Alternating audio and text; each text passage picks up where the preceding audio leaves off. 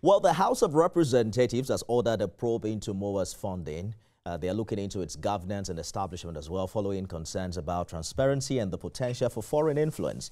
The probe was triggered by a motion of urgent public importance sponsored by Rep. Esosa Iyawe and co-sponsored by 6 other lawmakers from Edo State. The issues at hand range from how the museum is funded, the governance structure, and whether oversight mechanisms are adequate. I'm joined in the studio by Ayodele Adio, who's public communications expert. For more on this development, Mr. Adio, thank you for coming along. You hear the House of Reps raising serious concerns about MOWAA. Not to talk about all of the drama that has happened and what we heard the Oba of Benin say. What more do you know about how this museum is currently managed? Because that has been a key conversation. Who makes key decisions? What mechanisms exist to ensure accountability? Well, the whole MOWAA issue has been one that has saddened me, to be quite honest with you, because I think it could have been handled better by the incumbent governor of Edo State because of the potential that MOWAA brings to Edo State, and particularly Benin. I mean, I was on your station a couple of months ago reeling out what this means, having lived in Benin myself for about 5 years when I schooled in Edo State. And I can tell you for free that, you know, the transformative impact of what MOWAA would have been or could still be, you know, in Benin State is limitless. And so to have it all, you know, trapped in all of these investigations, you know, there are hearings not just at the Federal House of Representatives, there are hearings at the Edo State House of Assembly.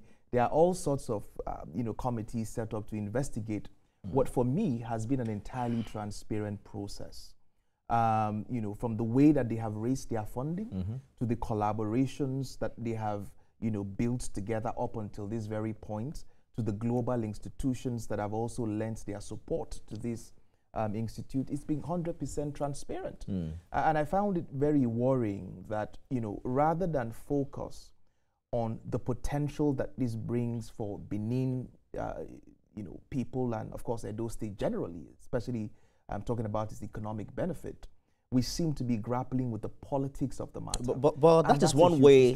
That is one way to look at it, because I also lived and worked in Benin for maybe not up to 5 years, but about 4 years thereabout. And there were that makes both of us. Yes, there have been conversations about I think it was initially Benin Heritage Museum. Yes. And these are conversations that have existed between the state and the palace. Yes. Long before Obaseki. Yes. Now, you can't take away the politics, because Obaseki, there's also controversies about how he went about that deal, talking with who he called the crown prince. We heard the Oba say the guy is not even a crown prince until some rituals take place and they take him to Uselu. So how do you bring MOWAA without adequately getting stakeholders like the state government, especially the current government in power, and the palace on the table to have that conversation? We saw I think it was the German ambassador and a few other stakeholders that met with Governor Okwewole recently. There are conversations as to the worry that these lawmakers are raising is about foreign investment and how that might influence the operations and priorities of this museum, because it's the heritage of the people they're talking about. Yes. Well, I mean, you've touched on a few things, so let me just run through them because of time. Firstly, you talked about the influence, the foreign influence on. I mean, to be honest with you, rather than the potential that it brings to Benin, I just don't see what the foreign influence is, because what MOWAA is going to do for Benin City is to make it, you know, a cultural destination, you know, for global cultural tourism, right? And if you're talking about what white people are going to do in Benin City other than tourism, I just don't see what the hula baloo is all about. Because if you take, for instance, the soft opening that they tried to do sometime last week, you know, Sunday, if I remember correctly, the entire Protea Hotel was filled up with several other hotels in Benin City, because you had artists who had traveled from across the world to come to witness its opening. You had diplomats, you had, you know, people from across the world. And that meant business for hoteliers in Benin City. That meant business for restaurants. And also that meant business, you know, for small artisans in the city. And that is exactly the potential that it brings. So rather than focusing on what does not exist, which is some sort of second imperialism that people are sort of touting, I believe that this brings potential economic opportunities for people in those states. Remember that Edo people are known for their craftsmanship, and you have a lot of talented artists in Edo State, people who, arts and culture and all of those things that, the creative enterprise in Benin is unbelievable. But for once in a very long time, they now have the opportunity to go global. And this is what this institute provides, the kinds of collaboration that they never had before now, the kind of funding opportunities that they never had before now, the kind of capacity building opportunities that they never had before now. And these are things that the state government cannot do on its own. I hear you. Right? So I just, really and truly, I think there is so much emphasis on the politics of the issue. And politicians can fall out every time. But I'm trying to say there's also some relevance in the politics of things, because there's the big question of who is the true cultural custodian of this repatriated artifacts. Fantastic. How much money did they get? Yes. Who got the money and how's it been spent? I mean, how's it been spent? Are you saying that because of the potentials that MOWAA brings, that you just look elsewhere and not talk about that again? So I think it's very important, this question that you raised, and it needs clarification. MOWAA does not hold a single of the artifacts. It doesn't hold a single of any of, the Benin bronzes that were returned back to Edo State. It doesn't house any of them. It won't feature in the museum at all? As we speak today, it doesn't house any of them, right? What it currently has in display are contemporary arts, and of course, many of, across West Africa. So what links MOWAA with these artifacts? So that's what we're saying, that as we speak today, it doesn't house any of these artifacts.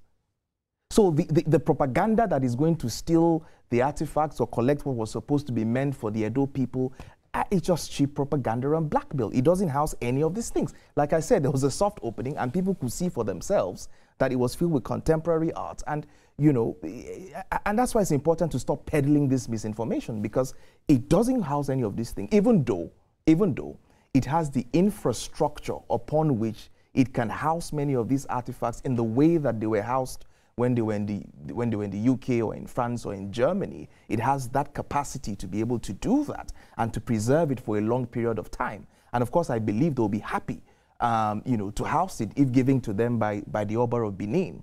But the truth is, it doesn't do that at the moment. Certain questions must be answered. There's a review that the Edo State government is calling for. They say that they need to take back 50% of the land that has been approved because it has encroached into a critical hospital infrastructure in Edo State. I spoke with the spokesperson of the governor just last week, who mentioned that they could not even expand as little as a septic tank in the hospital because of how much land the former governor gave to MOWAA.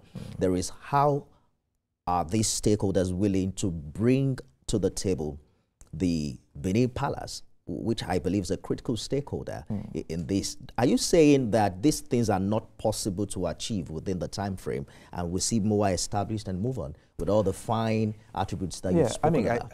I manage reputations for a living, and believe me, I want to see a situation where the palace must be carried along. I mean, I believe that one of the greatest, letdowns will be how perhaps, the palace relationships with the previous administration broke down. I think that there could have been better management of that relationship, especially with the previous administration. You cannot, have something that, tends to speak to the heritage of the Benin people and not carry along the custodians, of that culture and that heritage. And that squarely rests on, how the relationship went between the previous administration and perhaps the palace. And to be honest and to be fair to the trust that manages MOWAA, they really and truly are not part of that mix. They are doing their jobs and have tried to extend, and I believe, or should expect, that they are doing their work to extend certain kinds of relationship to the palace. But having said that, and while we emphasize on the importance of that relationship, I think it's also important to stress on the importance and the impact of that particular museum, and so that it's not shrouded in the politics of the matter. I mean, they can go ahead with all the investigations they want to do. I think it's important to always look at the books and see where, if monies were, you can do all of that. There's no problem with that.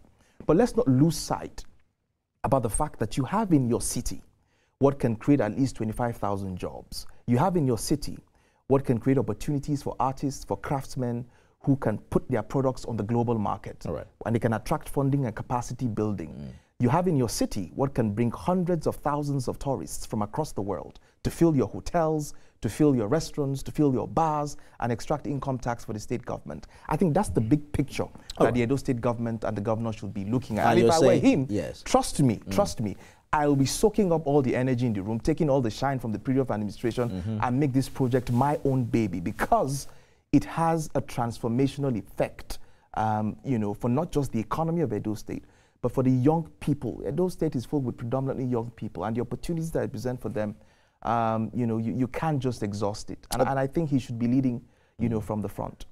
That's our time. Public communications expert Ayodele Adio, thank you so much for coming. Thank you. Thank you for having me. Remember, you can watch the conversation again at midnight and 6 a.m. tomorrow. I am Nifemi Oguntoye.